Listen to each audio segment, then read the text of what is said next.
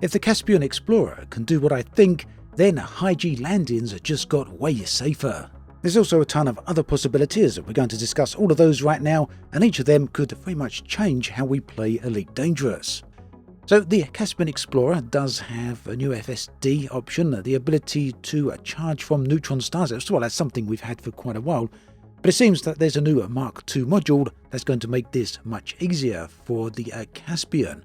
Maybe that will just allow us to jump the same sort of distance, the same sort of boost you get from neutron stars right now, but make it safer. But maybe, possibly, it will allow you to go even further.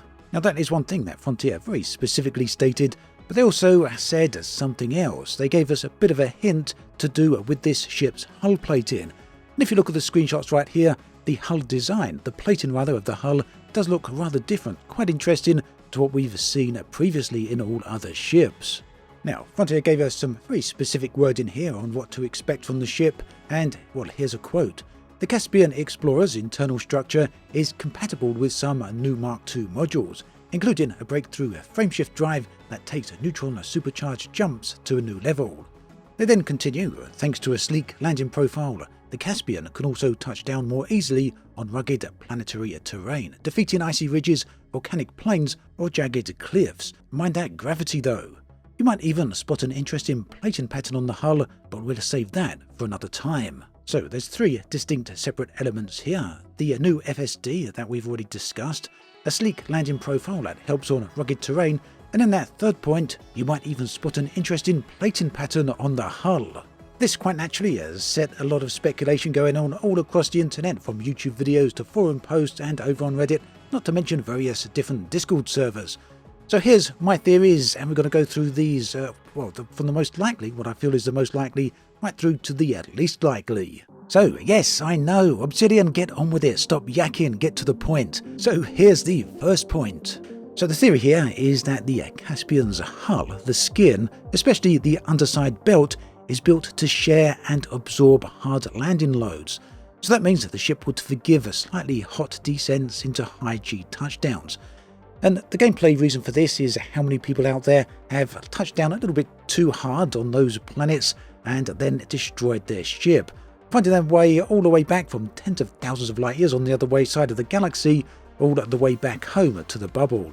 Lots of data lost, lots of time lost, and extreme frustration. So a new ship that could absorb this type of damage would be very welcomed, I would have thought, to most explorers out there, and it would save a whole lot of trouble for people. So why do I think all of this? Well, let's look at the hull. The big shallow hulls, the design of the ship itself is very much Star Trek inspired in many ways. It looks quite a lot like a hybrid of the Defiant and a regular Star Trek ship. But nonetheless, we've got here a big shallow hull that could be designed to spread force. Think here the idea of a snowboard versus the idea of a shoe hill. The wider surface spreads the pressure so one spot doesn't actually foul. And then we come to the part which I feel is the most telling, and the reason I feel that Frontier specifically pointed out the shape of the hull plating. And it's true that the plating on the hull of this ship is unique to all the ships in Elite. Underneath, if you look at this, you can see the way the panels are concentric. They radiate away from the hull outwards. So to be very clear here, what I'm describing is a concentric radial pattern. Concentric here meaning that the origin point of these lines, these seams, is the centre of the hull. In other words, they all share that same point of origin. And if you look at any modern aircraft or spacecraft, you'll also notice that these are covered in panels and seams. Those are not just for looks, they're not just for show, it's what's called a stressed skin or semi-monocoque design. And this is where the outer shell itself carries a part of the structural load. So those seams, they follow natural stress paths. They let the skin flex slightly to spread the force of flight, pressurization, or landing without buckling. Caspian Explorer, quite probably, if you follow the same logic here, follows the same principles. Its underside shows a curvature here. It's got ringed-like seams where real aircraft would reinforce for touchdown loads. If you imagine that the impact on the underside of the ship here, as you touch down a bit too hard, those forces would radiate outwards to the edges of the hull. And that is precisely the reason I feel that Zach from Frontier mentioned mind that gravity before then talking very specifically about the hull plating. I suspect he was connecting the 2 points together there. And there's also one more thing, the landing gear themselves, these kind of look like shock absorbers, don't they?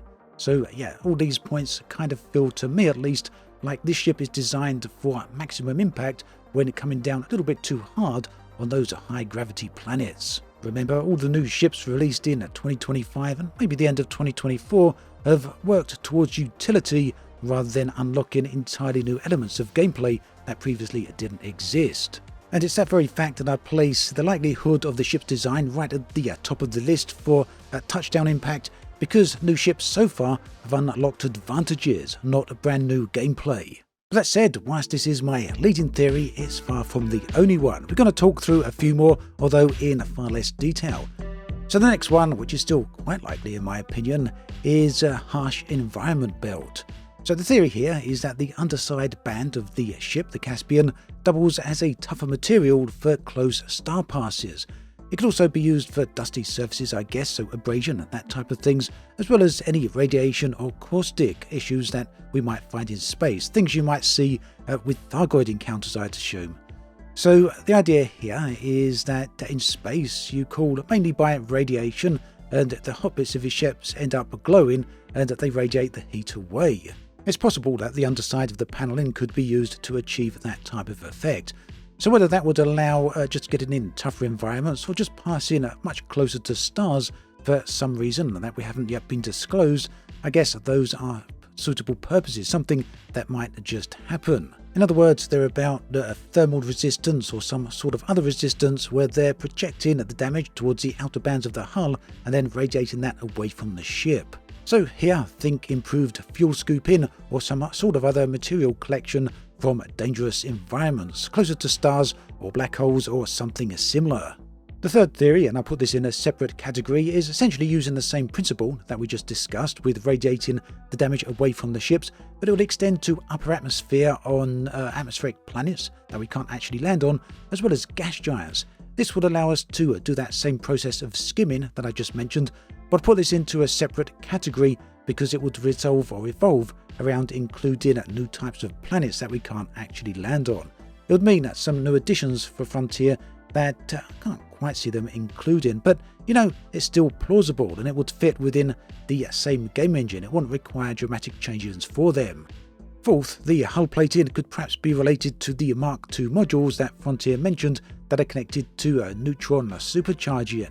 Or maybe it will allow us to chain those super jumps together far more effectively than we can at the moment. And yeah, Zach from Frontier did explicitly make a connection to Neutron supercharged jumps in their official video. And fourth, or fifth rather, we've got Buur's theory over from Commander Buur on the Buur Pit. Both him and Rini did touch on this. They noticed the same things on the underside of the ship regarding the hull plating.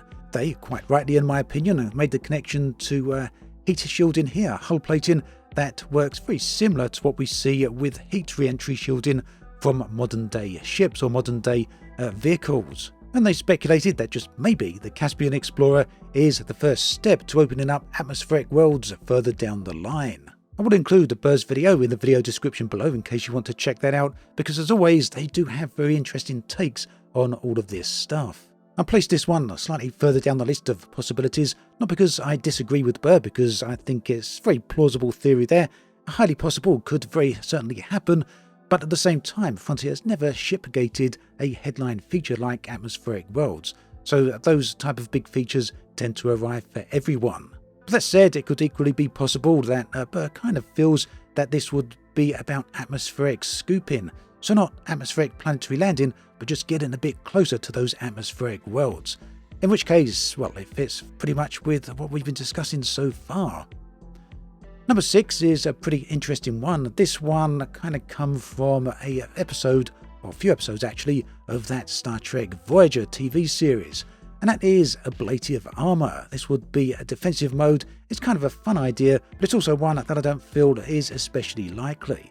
Effectively, it would be a temporary resistant boost mode against heat, caustic damage, explosive damage, maybe even kinetic damage. And like I say, that would be inspired by Voyager's Ablative Armour that they used in the TV show. Effectively, I do believe, if I remember correctly in that show, the Ablative Armour would peel off and then regenerate, allowing them to take far more damage than they otherwise would be capable of. It's an interesting theory because it could certainly have uses out there in the depths of space, and, well, after all, Voyager was about deep space exploration as well, so it won't be entirely unfitting for this concept. Number 7 is some hidden sensor comms over on the plate in there. These could be some sort of panels that hide wide-field sensors or comms on the hull plate in itself, effectively turning the entire ship into one big sensor array. And maybe we'd see some sort of improvements to the deep space exploration that we've got going on right now, so some advantages there. But like I say, this one is getting right down toward the bottom of the list.